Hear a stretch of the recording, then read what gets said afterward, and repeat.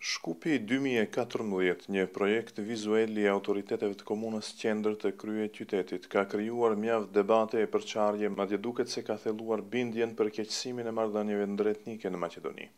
Në bazë të projektit, sheshi i kryeqytetit dhe ambienti përreth tij do të marrin një pamje krejt ndryshe nga ajo që ka karakterizuar Shkupin prej vitesh.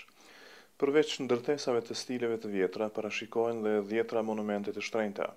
Nga ana tjetër nuk do të ketë asnjë monument që i përket historisë apo kulturës shqiptare, por do të ketë shtatore veprimtarësh, të cilët Maqedonia i konsideron si të saj, por që kontestohen nga Bullgaria fqinje.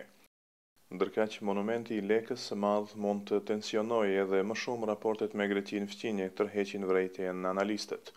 Opinioni publik është i ndarë, shqiptarët në përgjithësi janë shprehur kundër.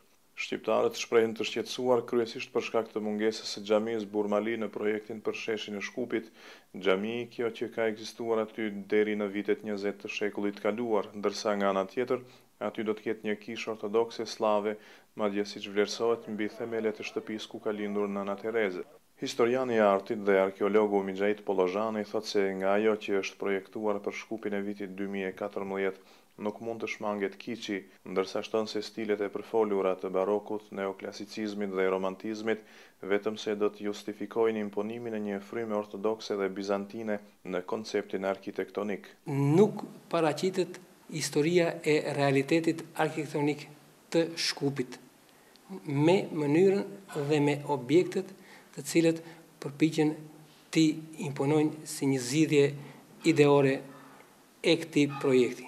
Maqedonia ka një realitet tjetër multikulturor, multietnik dhe multikonfesional. Këtu duhet patur kujdes sepse nuk mendoj që ashtu si është konceptuar mund të realizohet dhe mund të përmbajë vlerat e nevojshme të një qyteti apo të një metropole siç pretendon të shkojmë atje qyteti i Shkupit. Autoritetet e komunës qendër kanë shpërfillur këmbënguljet e Bashkësisë Fetare Islame në Maqedoni për dhënien e lejes për ngritjen e xhamisë Burmali. Ja se nadam дека званично ќе стигнат инициативи, Советот ќе ги разгледа. Ndërkohë kryetari i komunës qendër Vladimir Todorović thotë se nëse ka ndonjë nismë zyrtare për çështjen e xhamisë, ajo do të shqyrtohet nga Këshilli i Komunës. Deputetët e Lidhjes Social-Demokrate të opozitës maqedonase kanë kërkuar një seancë urgjente parlamentare për të diskutuar për projektin, të cilin e kanë quajtur si më të korruptuarin ndonjëherë në vend. Sipas opozitës, projekti do të kushtojë rreth 200 milion euro. Ndërkohë VMRO DPMNE, partia në pushtet e kryeministrit Nikola Gruevski, thotë se shuma do të jetë shumë fish më e vogël, por pa dhënë ndonjë hollësi. Faktorët politik shqiptar dhe shoqata shqiptare shikojnë planin si një përpjekje për ndarje në vija etnike. Shkupi rrezikohet, Shkupi 2010-s që qytetarët e Shkupit ngjelin pa bukë, pa punë, pa perspektivë, në krizë të jashtëzakonshme ekonomike. Këta dallavere ndryshme të marketingjeve bajate nuk do të funksionojnë pas muajit prill ku kriza do të jetë shumë e madhe. Plani detaj nuk është dokument që nuk ndryshon.